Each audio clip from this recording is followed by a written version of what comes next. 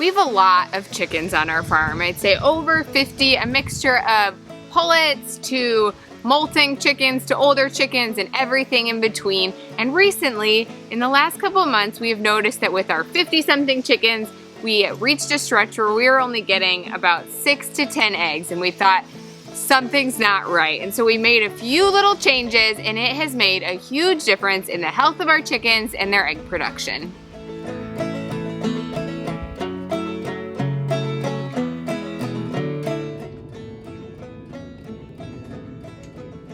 We love having chickens. We've had them for about a decade now, from starting with 6 chickens in a backyard coop in the suburbs to now having over 50 chickens here on our homestead. And regardless of if you have 6 chickens or 50 chickens, the process isn't really that different of taking care of them. And we love starting our days each morning, getting up early, getting out there when the sun is rising, letting our chickens out, letting them free range. We give them their food, we give them their water, and really for, a long time we thought that that was good, right? Our chickens were getting outside, they were free ranging, they were foraging for bugs and worms.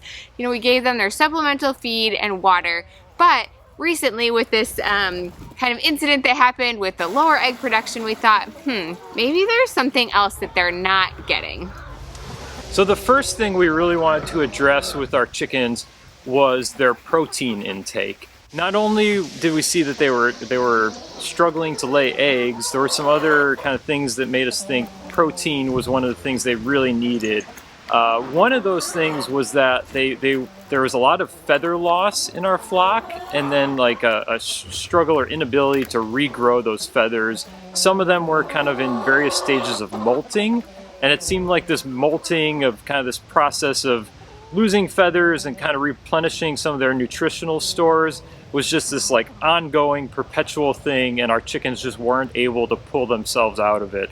And so protein plays a huge role in that and kind of allowing them to move on from molting. And then another thing was that occasionally, and it kind of became this regular daily occurrence with our chickens, was that we'd see them going after, pecking at, and eating their own eggs in the laying boxes. And so not only is that really annoying because you lose eggs, but it can also be a sign of protein deficiency or even calcium deficiency. But that was just another sign to us that our chickens needed more protein. Yeah, so we started looking into all the options for getting more protein into their diet, and we ended up landing on black soldier fly larvae. So these are they look like little mealworms, like dried worms, but the reason we specifically went with black soldier fly larvae was because in addition to the protein that they also offer a ton of calcium, which is really good for chickens, and they have other antimicrobial properties, so they're just really good for the health of the chicken overall. And so we wanted to buy a bunch of black soldier fly larvae to give our chickens, and we looked into all the options of where we could get it, and it was kind of going to be expensive because we have a lot of chickens, and the company that we ended up finding was called Grub Terra, and what they really did was offer a bulk amount of black soldier fly larvae that we could buy at the most reasonable price. And so we have been giving that black soldier fly larvae to our chickens for the last month or so, and it has been just really, really huge for them. Yeah, we picked up a couple like 5-pound bags. I give it to them by the handful, and they gobble it down, man. It's like almost instant. Within seconds it's devoured and gone. And so but we've really seen some awesome positive changes, like not a lot of them, but a few of our chickens have these entirely bare backs where they don't have any feathers. And just in the last week or two, we've seen like there's a ton of feather regrowth starting to happen, which is great, especially heading into winter time. Egg production has been up, which is awesome. Like there's probably we're getting almost twice as many eggs now as we were just a few weeks ago. So that's awesome to see. And I think overall, like our chickens are just seeming healthier, happier, doing better as a whole flock. Yeah, so there are other options for giving your chickens protein. If black soldier fly larvae isn't your thing, you could give them protein from the scraps that you give them, right? Some people like to scramble up eggs actually and give them eggs back in that way. You don't want to give them just fresh cracked eggs because obviously that could encourage them to eat their own eggs, but you could give them scrambled eggs, you could give them meat scraps just from your own food. We specifically wanted to go with the black soldier fly option because we just like to give them as much as we can that's going to mimic their natural diet, and so that's why we chose to go that route. And if you are looking to add some black soldier fly larvae to your flock, Grub Terra did give us a 10% off discount code, so we'll put the information to that below. Oh, and I almost forgot to tell you guys about Scraggles. So we have this hen that we call her Scraggles because she looks really scraggly. She's got a lot of like feathers missing, and she stopped laying months ago. And I think we had just given up hope that Scraggles was ever going to be part of our laying flock again.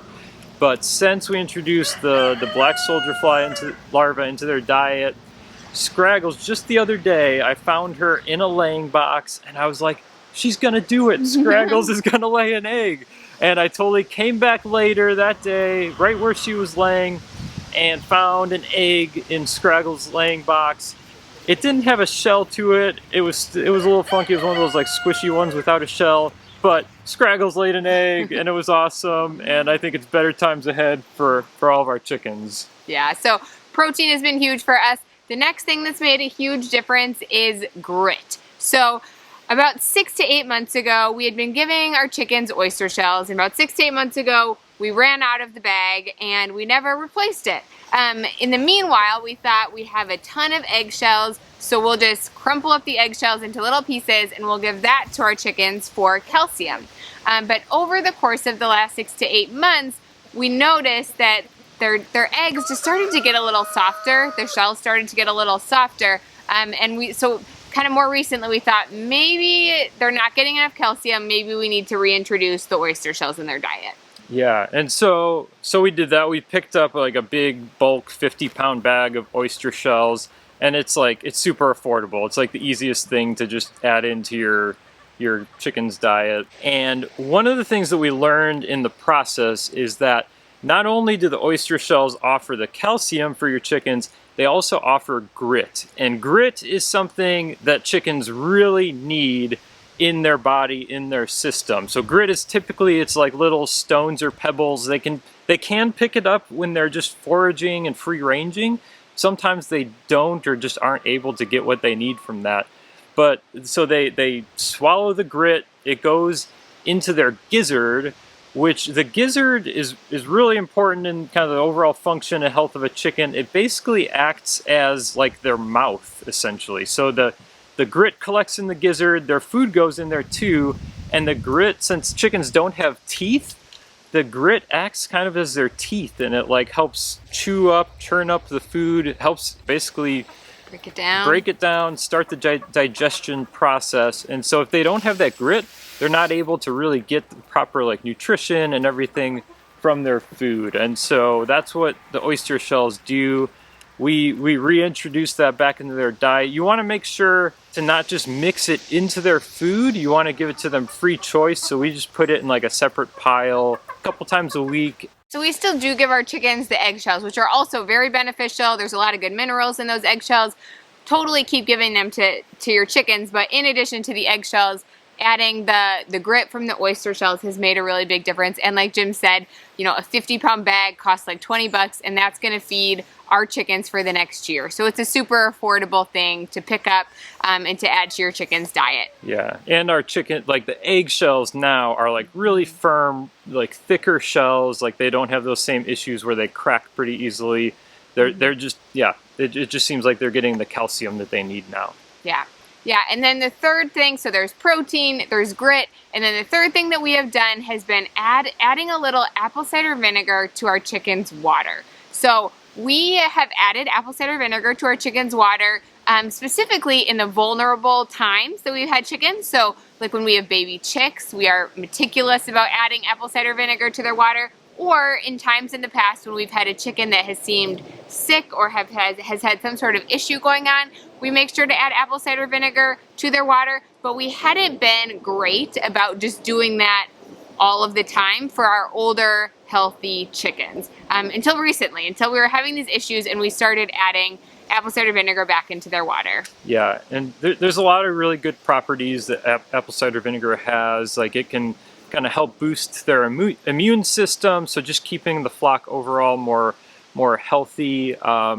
It can also be a natural dewormer for chickens. So if that, you know, pops up as an issue, it just helps keep your chickens healthy and help prevent any like sickness, disease, things like that could kind of take over your flock. And it's really like, all it is, you know, you have your jar of apple cider vinegar, you just put like a glug of it into your chicken's water every time you refill I mean, it. like a teaspoon for a full gallon of water. You do not need It's not a lot. Yeah. Just a little bit goes a long way to add, you know, give them what they need to kind of give those health promoting properties. And it just helps keep the water itself cleaner, and, you know, any like bacteria growth, stuff like that, helps keep all that at bay. So yeah, so those have been the 3 things that have made the biggest difference for us. So we are happy to report now that our chickens are laying more eggs. They are way healthier than they were even just a month ago. So protein, grit, and adding some apple cider vinegar, probiotics to their water has been huge for us. So whether you have 6 chickens or 50 chickens, doing these things can make a huge difference for the health of your flock as a whole. So thanks so much for watching today, and we'll see you next time.